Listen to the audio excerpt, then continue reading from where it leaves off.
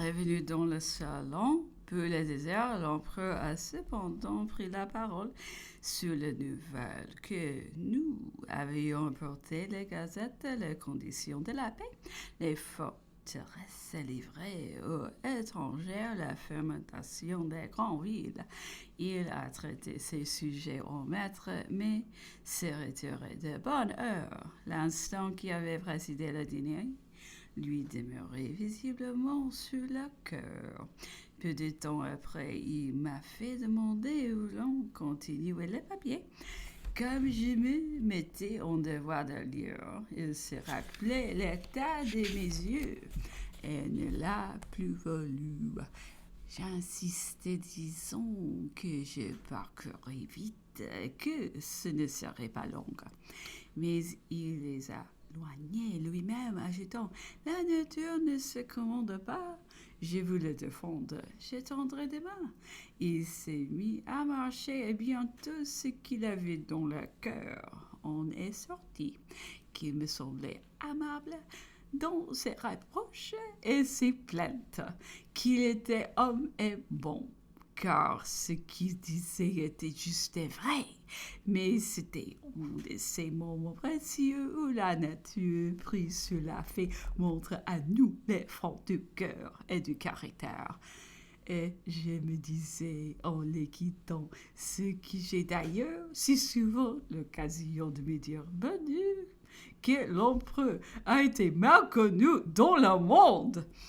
Au demeurant, on lui rend ici de sommet plus de justice. Ces Anglais, si acharnés, si excusables d'ailleurs pour les fausses peintures dont on les a si constamment nourris, commençons à prendre une idée plus juste de son caractère. Ils avoueront qu'il s'était trompant étrangement tous les jours et que l'empereur est bien différent de ce Napoléon que les intérêts politiques et les mensonges leur avions tracé. Tous ceux qui, on peut le voir, l'entendre, avoir affaire à lui, n'ont plus qu'une voix là-dessus. Il a échappé plus d'une fois à l'admiral, au travers de nos querelles avec lui, de se récrire que l'empereur était sans contredit le milieu naturel de toute la bande, et plus raisonnable, le plus juste, le plus facile. Et il disait vrai. Une autre fois, un honnête Anglais que nous voyions souvent confesser à Napoléon dans toute l'humilité de son âme est en forme d'expiation qu'il avait à se reprocher et qu'il était honteux d'avouer qu'il avait cru fermement toutes les abominations débitées sur son compte. Ces étranges laments, ces massacres, ces fureurs, ces brutalités, enfin jusqu'à difformité de sa personne est au trait hideux de sa figure. Après tout, ajoutait-il candidement, comment n'aurais-je pas cru? Tous nos livres ont été en plein. C'était dans toutes nos bouches. Pas une voix ne s'élèverait pour la contredire. Eh bien, dit Napoléon en souriant, c'est de vos ministres que j'ai l'obligation de toutes ces gentillesses. Ils ont inondé l'Europe des pamphlets et des libelles contre moi. Peut-être aurions-ils à dire pour excuser qu'ils ne faisions que répondre à ce qu'ils recevront de France même. Et ici, il faut être juste. Ceux d'entre nous croient à vous depuis danser sur les ruines de leur patrie ne s'en faisions pas faute et les tenions abondamment poursuivis. Quoi qu'il en soit, on me tourmenta souvent au temps de ma puissance pour que je fisse contrebattre ces menées. Je me refusais toujours. À quoi mieux survécu, mieux défendu? On eût dit que j'avais payé, et cela ne m'eût que discrédité un peu davantage. Une victoire, un monument de plus, voilà la mieux, la véritable réponse, disais-je constamment. Le mensonge passe, la vérité reste. Les gens sages, la postérité surtout, ne jugeons que sur des faits. Aussi qu'est-il arrivé? Déjà le nuage se dissipe, la lumière perce, je gagne tous les jours. Bientôt, il n'y aura rien depuis quand en Europe qui demain rendre justice. Ceux qui m'ont suscité tirant les archives de mon administration, les archives de la police, les greffes des tribunaux.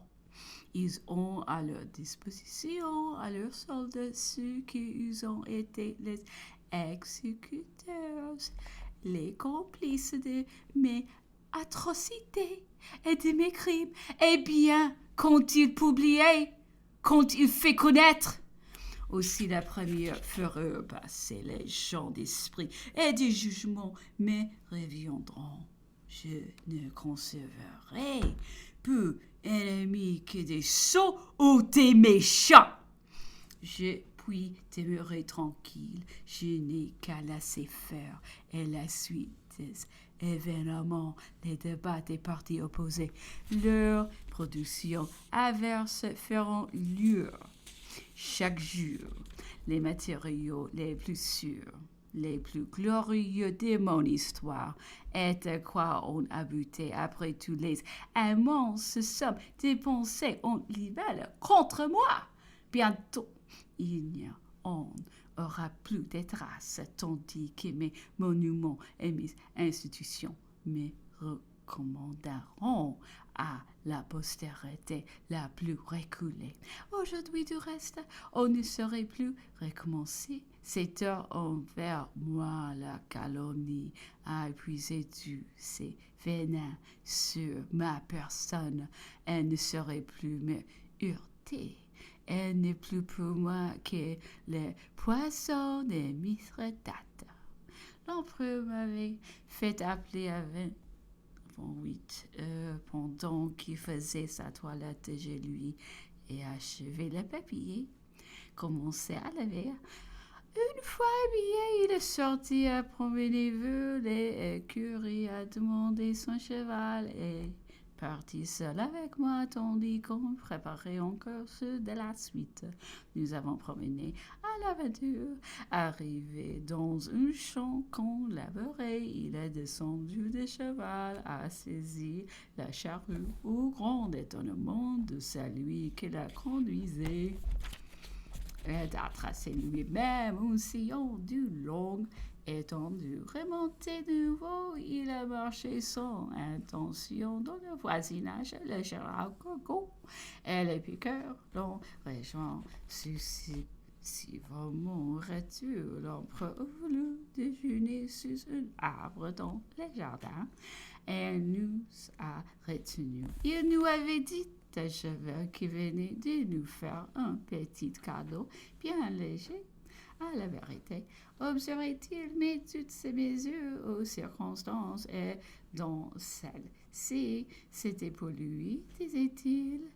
Le denier de la veuve, c'était un traitement mensuel qu'il venait arrêter pour chacun de nous, où il devait être prélevé sur une somme assez peu forte que nous avions dérobée à la vigilance anglaise. Cette somme demeurait ici désormais l'unique et seule ressource de Napoléon. En son combien elle devenait précieuse. Aussi, j'ai employé le premier instant où je me trouvais seul avec lui pour lui exprimer ma pensée à cet égard et ma résolution personnelle de ne pas profiter de son bienfait. Il en a beaucoup ri, et comme j'insistais toujours, eh bien, m'a-t-il dit, en me saisissant l'oreille, si vous n'en avez pas besoin, gardez-le-moi. Je saurai où le retrouver quand il me le faudra. Après son déjeuner, l'empereur est rentré dans son intérieur et m'a fait le suivre pour finir les papiers nouvelles. Il y avait longtemps que je disais, Monsieur de Montolon a fait demander à être instruit. Il venait de causer longuement avec l'admiral qui désirait beaucoup voir l'empereur. L'empereur a interrompu ma traduction, s'est promené quelque temps, comme s'il eût hésité, puis, prenant son chapeau, il a gagné le salon pour y recevoir l'admiral. J'en ai eu une vive joie. Si nous devions cesser notre état d'hostilité, j'étais sûr que 2 minutes de lui et plaignerait plus des difficultés que 2 journées entières de qu'un de nous. En effet, j'ai compris que ses arguments, sa logique, sa bonhomie avions tout entraîné. On m'a assuré que l'admiral était sorti enchanté. Pour l'empereur, il était fort content. Il est loin de haïr l'admiral. Il a même peut-être une faible pour lui. Vous pouvez être un très habile homme de mer, doit-il lui avoir dit. Mais vous n'entendez rien à notre situation. Nous ne vous demandons rien. Nous pouvons nous nourrir à l'écart de nos peines et de nos privations, nous suffire à nous-mêmes. Mais notre estime vaut bien qu'on s'en mette en peine. L'admiral serait jeté sur ses instructions. Mais ne sait-on pas répliquer l'empereur? L'espace immense qui existe entre la dictée des instructions et leur exécution. Tel est ordonne de loi qui s'y opposerait lui-même s'il devait les voir exécutés. Qui ne sait encore, continuait-il, qu'au moindre différent, à la moindre contrariété, au premier cri de l'opinion, les ministres décevront des instructions ou plairont vivement de ne les avoir pas mieux interprétées.